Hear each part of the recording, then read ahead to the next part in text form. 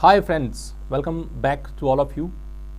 Today we have one theorem that is Sn is a solvable group for n is less than equal to 4, and here I'm going to start the proof of the theorem without wasting any single minute. So the proof of the theorem, इससे पहले बच्चों जो हम theorems कर चुके हैं solvable group को लेके, चाहे वो अबिलियन ग्रुप की थ्योरम है, चाहे वो उसके सब ग्रुप की थ्योरम है या फिर कोशेंट ग्रुप की थ्योरम है, तो वो आई होप सो कि आप सबको बहुत अच्छे से याद हो गई होंगी, क्योंकि मेरी अप्रोच ये रहती है कि हम इन थ्योरम्स को ऑन टिप्स कर लें। तो आज ये भी theorem I will ensure you कि ये थ्योरम आज के लेक्चर के बाद आपको बिल्कुल ऑन टिप्स हो जाएगी, याद हो जाएगी। तो चलिए बच्चों, थ्योरम है हमारे पास कि जो भी आपका सिमेट्रिक ग्रुप Sn है, Sn is always a solvable group, Sn is a solvable group. और Sn सॉल्वेबल ग्रुप कब रहेगा? जब हम बात करेंगे n is less than equal to 4 के बारे में, यानी कि जब आपकी n की value less than equal to 4 रहेगी तो आपका जो ग्रुप है, जो सिमेट्रिक ग्रुप है Sn, वो हमेशा क्या रहने वाला है? सॉल्वेबल रहने वाला है। तो चलिए बच्चों शुरू करते हैं।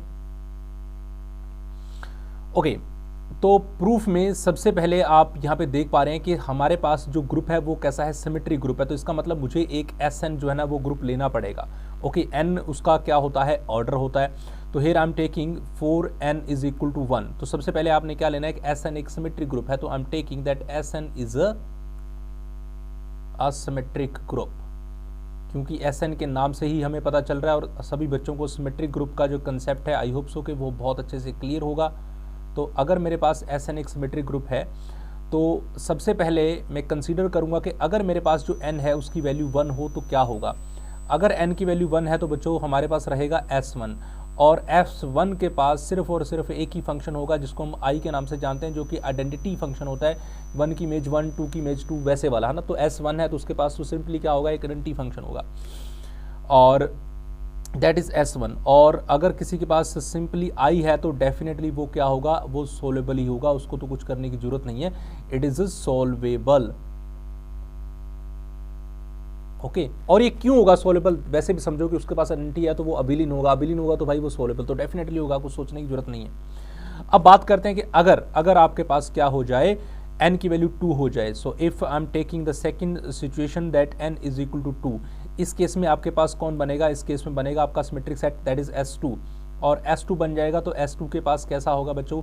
एलिमेंट होंगे, एक तो I होगा ही होगा, और दूसरा आपके पास क्या होगा? इसके पास 1 2, यानी कि 1 की इमेज 2 और 2 की इमेज क्या हो जाएगी? 1। और I का मतलब क्या होता है? वो आइडेंटिटी फंक्शन जिसमें आपको बताया जाता है कि 1 की इमेज 1 और 2 की इमेज 2, वैसे वाला फंक्शन, इसको I के नाम से जान दिया जाता है। अब देखो S2 is equal to 1 and this. Symmetric set में हमेशा क्या होता है बच्चों? सिमेट्रिक सेट के अंदर हमेशा क्या होती है? परमुटेशंस होती हैं, यानी कि जो इमेज होती है ना, जैसे 1 की 2, 2 की 3। तो चलो इसको मैं आगे एक्सप्लेन कर दूंगा। वैसे मैंने इसके ऊपर एक अच्छा सा लेक्चर बना रखा है, आप सिमेट्रिक सेट का मेरा लेक्चर देख सकते हैं, आपको ये कंसेप्ट क्लियर हो जाएगा। तो एक I है और एक है 1 एंड 2। तो इसमें आप देखिए, अगर मैं इसके ऑर्डर की बात करूं बच्चों, तो कोई बच्चा मुझे बता सकता है कि इसका ऑर्डर क्या होगा? ऑर्डर ऑफ S2, दो एलिमेंट आपको बिल्कुल क्लियरली दिख रहे हैं कि एक ये है और एक ये है, तो इसका ऑर्डर कितना होगा बच्चों? इसका ऑर्डर होगा 2। अगर किसी का ऑर्डर 2 है तो डेफिनेटली वो ग्रुप कैसा होगा? अबिलियन होगा ना। And we have a one theorem in BSc also कि अगर किसी भी ग्रुप का ऑर्डर 1 है तो वो अबिलियन है, 2 है तो अबिलियन है, 3 है तो भी वो अबिलियन है, और अगर ग्रुप का ऑर्डर 4 है तो भी बच्चों वो ग्रुप अबिलियन ही होता है। आई होप सो कि सब बच्चों को ये थ्योरम याद होंगी। 5 के लिए हमें डिफरेंट प्रूव करने पड़ते हैं, बट 4 तक हमारे पास स्पेसिफिक थ्योरम्स हैं कि अगर किसी भी ग्रुप का ऑर्डर 4 हो जाता है तो वो अबिलियन ही होगा। तो यहाँ पे तो 2 की बात करें तो ये तो डेफिनेटली अबिलियन होने वाला है। तो इसका मतलब क्या हुआ कि जो S2 है मेरे पास, ये कैसा हो गया? S2 is abelian group, is abelian group. और अगर कोई भी ग्रुप वो अबिलियन होता है तो डेफिनेटली वो क्या हो जाता है? वो सॉल्वेबल होता है। That implies it is solvable, it is solvable. Am I right here? Any confusion, any problem? तो 2 के लिए भी आपने प्रूव कर दिया कि ये ग्रुप कैसा होगा? सॉल्वेबल होगा। अब हम बात करेंगे क्या? n इज इक्वल टू 3 के बारे में, कि अगर मेरे पास n की वैल्यू 3 होती है तो क्या होगा? तो here I am taking if n is equal to 3, what will be the possibilities? अगर बच्चों n इज इक्वल टू 3 होता है तो दोस्तों मेरे पास S3 जैसा होगा, वो इस तरीके से बन सकता है। I जैसे मैंने आपको बताया कि आइडेंटिटी परमुटेशन जिसको बोलते हैं I, उसके बाद क्या आएगा? 1 2 लिख लीजिए, फिर क्या आएगा बच्चों? 2 3 आएगा, देन 2 3 या 3 2 ऐसे कुछ भी लिख सकते हो, 1 3 भी आएगा, एंड देन 1 2 3 1 2 3 और एक आएगा 1 3 2 सॉरी 1 3 एंड 2। आई होप सो के सिमेट्रिक सेट की डेफिनेशन सबको क्लियर होगी। तो ये आपके पास सिमेट्रिक सेट रेडी है। सिमेट्रिक सेट के पास देख सकते हैं आई हमेशा आपको क्या बताता है, चाहे इसको आप ऐसे भी लिख सकते हैं 1 की इमेज 1, 2 की इमेज 2, 3 की इमेज 3, ये वो वाला सेट, ये वो वाली परमुटेशंस होती हैं। ये 1 2 क्या बताता है आपको, 1 की इमेज 2, 2 की इमेज 1, 2 की इमेज 3, 3 की इमेज 2, 1 3 क्या बताता है आपको, 1 की इमेज 3, 3 की इमेज 1। तो 1 2 3 क्या बताता है, 1 की इमेज 2, 2 की इमेज 3 और 3 की इमेज 1। ओके, तो आई होप सो के परमुटेशंस आपको क्लियर होंगी। तो बच्चों S3 हमारे पास बन गया। अब हम क्या करें, हमें बनाना क्या है, हमें इसको भी सोल्यूबल बनाना है, और इसको सोल्यूबल बनाने के लिए हमारे पास एक सोल्यूबल सीरीज होनी चाहिए। और वो सोल्यूबल सीरीज कब होगी, जब वो एक सीरीज हो और हर एक छोटे वाला सब ग्रुप जो है वो बड़े वाले का नॉर्मल सब ग्रुप हो, और उसके जो क्वेश्चन ग्रुप बनाए वो कैसे बन जाए, वो सारे के सारे क्या बन जाए, अबिलियन बन जाए। तो चलिए बच्चों बात शुरू करते हैं। तो मैं मान लेता हूं बच्चों, इसके लिए कंसीडर करते हैं हम एक सीरीज कंसीडर करता हूं, कंसीडर द सीरीज। और वो सीरीज मैंने किस तरीके से कंसीडर करी है देखिए जरा। मेरे पास था S3, मैं कहता हूं कि S3 के अंदर कंटेन्ड करने वाला एक सब ग्रुप होगा जो कि नॉर्मल सब ग्रुप होता है एक्चुअली S3 का, उसको बोलते हैं A3, जिसका नाम होता है अल्टरनेटिव ग्रुप। आई होप सो कि सबको याद होगा। और इसके अंदर कंटेन्ड करने वाला भी एक सब ग्रुप होगा जो कि आइडेंटिटी होगा, I होगा। इसको ऐसे लिख सकते हैं। A3 के बारे में आई होप सो के कुछ बच्चों को तो जरूर क्लियर होगा। अल्टरनेटिव ग्रुप में इसकी डेफिनेशन भी लिख देता हूं यहां पे। A3 is what, that is alternating group। और इसके पास होती क्या है बच्चों, एक्चुअली इसके पास सारी की सारी इवन परमुटेशंस होती हैं, ऑल इवन परमुटेशंस होती हैं इसके पास, not odd, all even permutation. All even permutations का मतलब आप जैसे S3 की अगर मैं बात करूं तो इस A3 में मैं आपको शॉर्ट में बता देता हूं, इस A3 के पास एक्चुअली क्या होगा, एक तो होगा I इसके अंदर, और एक हो जाएगा 1 2 3 ये वाली परमुटेशन चली जाएगी इसके अंदर, और एक चली जाएगी 1 3 और 2 वाली परमुटेशन। ओके, तो जितने भी इवन परमुटेशंस होते हैं वो सारी किसके अंदर होती हैं, A3 के अंदर होते हैं। और A3 को क्या बोलते जाता है, अल्टरनेटिंग ग्रुप। और अल्टरनेटिव ग्रुप हमेशा क्या होता है, सिमेट्रिक ग्रुप का नॉर्मल सब ग्रुप होता है। ये थ्योरम्स हैं BSc के अंदर, आप पढ़ सकते हो। अब बच्चों बात करते हैं आगे। अब आपने एक सीरीज जनरेट कर दी, अब हमें ये बात क्लियरली पता है, so I can write out the clearly we know this thing, कि जो A3 होता है ना वो हमेशा ही एक नॉर्मल सब ग्रुप होता है S3 का, इसमें कोई कंफ्यूजन नहीं है। और ये जो I भाई साहब हैं ये तो वैसे ही नॉर्मल सब ग्रुप होता है, किसी का भी हो, इसमें तो कोई कंफ्यूजन वाली बात नहीं है। तो ये A3 का नॉर्मल सब ग्रुप होगा, यानी कि जो पहली कंडीशन है किसी भी सीरीज को सोल्यूबल सीरीज बनाने की वो प्रूव होगी कि आपका हर एक छोटे वाला सेट बड़े वाले का नॉर्मल सब ग्रुप होना चाहिए, और वो हो गया। That's clear. नाउ अब क्या करते हैं, अब बात करता हूं मैं ऑर्डर की। तो ऑर्डर की अगर बात करूं कि S3 डिवाइड बाय A3, तो इसका ऑर्डर देखो जरा क्या होगा। S3 बाय A3 अगर लिखना चाहते हो तो इसको ऐसे लिखोगे ना, order of S3 and divide by order of A3। अब किन किन दोस्तों को पता है कि सिमेट्रिक S3 का ऑर्डर कितना होता है, S3 का ऑर्डर होता है 3 फैक्टोरियल। तो 3 फैक्टोरियल यानी कि जितना भी यहां लिखा होता है n फैक्टोरियल, तो 3 फैक्टोरियल कितने हो गई, 6। और A3 का ऑर्डर जितना यहाँ 3 है तो 3 ही होगा, तो 6 बाय 3, और आंसर कितना आया, आंसर आया 2। अब भाई किसी ग्रुप का ऑर्डर आ रहा है 2, इसका मतलब क्या है, किसी ग्रुप का ऑर्डर आ रहा है 2, इसका मतलब हुआ वो साइक्लिक है, क्योंकि ये एक प्राइम नंबर है। Am I right?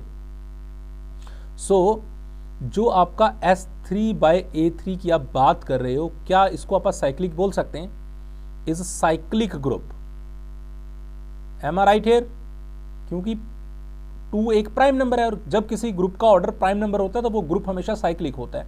अब अगर ये साइक्लिक है तो मेरे दोस्तों ये अबिलियन भी तो होगा, और अगर ये अबिलियन है तो फिर हमें यही तो प्रूव करना था कि ये जो सीरीज है इसका एक तो हर एक दूसरे का नॉर्मल सब ग्रुप हो, जो यहां हमने प्रूव किया, दूसरा उसका जो कोशेंट ग्रुप बने वो अबिलियन बने। दैट इंप्लाइज कि जो कोशेंट ग्रुप बनेंगे वो सारे क्या होंगे, ग्रुप आर अबिलियन।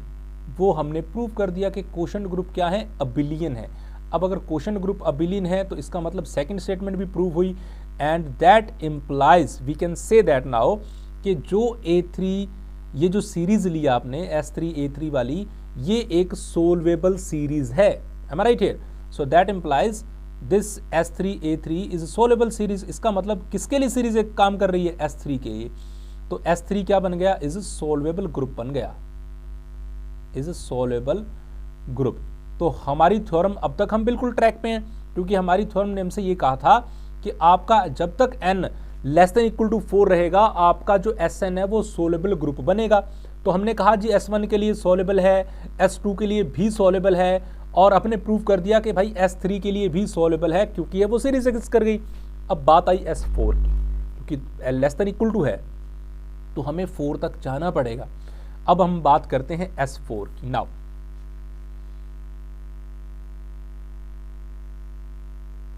मैं कंसीडर करता हूं n is equal to 4। n is equal to 4 लेते ही मेरे पास क्या बन जाएगा, S4। अब S4 को लिखना थोड़ा सा यहाँ पे डिफिकल्ट है, क्योंकि बहुत बड़ी परमुटेशंस बन जाती हैं, बट आप सबको थोड़ा आइडिया जरूर देता हूँ कि वही आएगा। पहले I आएगा एंड देन 1 2, ओके, फिर 2 3, फिर 3 4, देन 4 1, देन 4 2, और इसके अंदर कितनी परमुटेशंस होंगी ये जिन बच्चों को सिमेट्रिक सेट क्लियर, आई होप सो उनको पता होगा कि इसके अगर मैं ऑर्डर की बात करूंगा ना S4 के, तो S4 का जो ऑर्डर होगा that will be as a 4 factorial. 4 factorial कितना होता है बच्चों, 24। तो अब आप देख सकते हैं कि इसमें जो परमुटेशंस लिख रहा हूं ये कितनी होंगी, टोटल 24 परमुटेशंस होंगी। तो यू कैन राइट आउट। अब इसको प्रूव कैसे करना है, इसको लिखने की जरूरत नहीं है थ्योरम के अंदर, इसको क्या काम करना है इस पे वो सुनो मेरी बात। अब हम कंसीडर करेंगे फिर से एक सीरीज। तो वी कंसीडर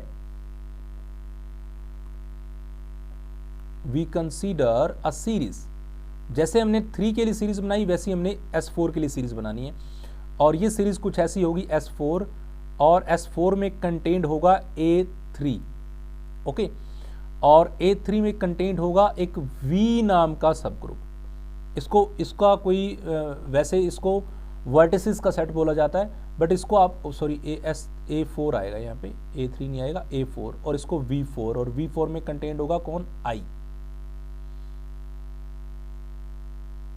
ओके। और V4 एक्चुअली क्या है ये, इसके पास ना बच्चों ये डेफिनेटली एक स्पेसिफाइड A4 का ना नॉर्मल सब ग्रुप होता है। और ये A4 का नॉर्मल सब ग्रुप होता क्यों है, क्योंकि इसके पास वो सारी जो परमुटेशंस ली जाती हैं जो ऐसे ऑर्डर में होती हैं, जैसे 2 2, 2 की इमेज 2, 3 की इमेज 3, जैसे जो पेयर में इमेजेस होती हैं। जैसे A जो अल्टरनेटिव ग्रुप है उसके पास क्या है, सारी इवन परमुटेशंस हैं, और V वाले के पास सिर्फ और सिर्फ जो खुद की रहेंगी। जैसे मान लो मैंने ये लिखा, यहाँ मैं लिखता हूँ, मान लीजिए 1 3 और 2, तो मैंने कहा कि 1 की इमेज क्या है, ध्यान देना इस बात पे, 1 की इमेज 3 है, 3 की इमेज 1 है, और 2 की इमेज 2 है। तो जो ये परमुटेशन बनेगी ऐसे वाली, जिसमें 2 की 2 है, एक ऐसा आएगा, फिर 3 की 3, फिर 4 की 4, तो ऐसी सारी परमुटेशन किस में चली जाती हैं, इसमें चली जाती हैं, V4 में चली जाती हैं। तो ये एक अलग कंसेप्ट है, इसको मुझे लगता है कि यहाँ एक्सप्लेन करने की जरूरत नहीं है, we can do in the another lecture. फिलहाल हम मान के चलते हैं ये स्पेसिफाइड है कि जो सिमेट्रिक सेट होता है उसका जो नॉर्मल सब ग्रुप होता है वो A4 होता है, A4 का नॉर्मल सब ग्रुप V4 होता है, और इसका तो डंटी होता ही है।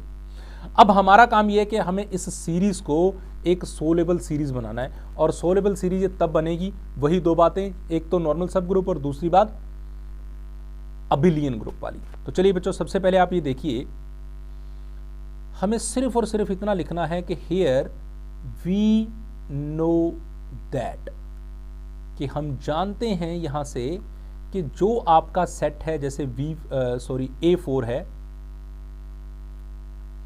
ये नॉर्मल सब ग्रुप होता है S4 का, कुछ करने की जरूरत नहीं है, ठीक है। और जो V4 है ये भी नॉर्मल सब ग्रुप होता है A4 का। ये ऑलरेडी अलजेब्रा के अंदर प्रूव्ड चीजें हैं, इसलिए इनको प्रूव करने की जरूरत नहीं है। और जो I है ये तो आपको पता ही है कि सबका नॉर्मल सब ग्रुप होता है, तो इसको आप V4 का नॉर्मल सब ग्रुप लिख सकते हो। तो कहीं ना कहीं आपने पहली बात सिंपली प्रूव कर दी कि हर एक छोटे वाला बड़े वाले का नॉर्मल सब ग्रुप है। अब दूसरी बात, आपको क्वोशंट ग्रुप के ऊपर जाना है। तो क्वोशंट ग्रुप बनाने के लिए आप क्या करो, आप ऑर्डर से लिखो। सबसे पहले लिखेंगे S4 डिवाइड बाय A4, यहां से बात शुरू करेंगे। ठीक है जी, लिख देते हैं। S4 का ऑर्डर कितना है, मैं डायरेक्ट लिख रहा हूं अब की बार 24, और A4 का ऑर्डर कितना आएगा बच्चों 12, राइट। इसका जो ऑर्डर होता है A4 का, यहां पे आपको मैं थोड़ा बता देता हूं कि अल्टरनेटिव ग्रुप का जब ऑर्डर लिखते हैं A4 तो इसको लिखते हैं 4 फैक्टोरियल डिवाइड बाई 2, यानी कि हाफ होता है उसका। ठीक है, अगर इसका 24 है तो उसका 12 आएगा। इसको भी आप सॉल्व करेंगे तो आंसर कितना आएगा 2।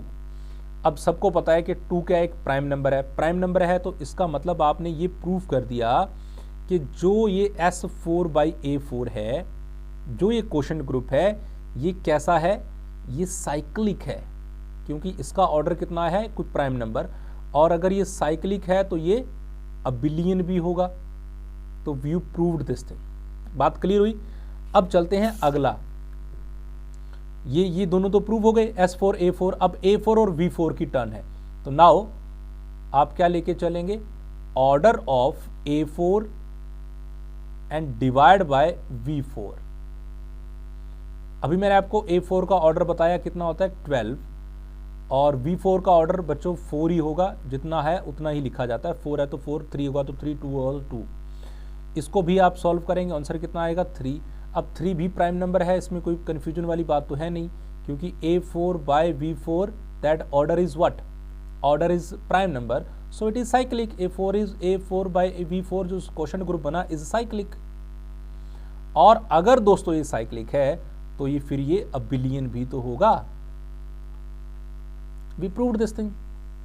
And last you have to show, इसमें तो शो करने वाली बात ही कुछ नहीं है, क्योंकि इसमें आपको सिंपली ये करना है that V4 divide by I4, और you can write out directly I।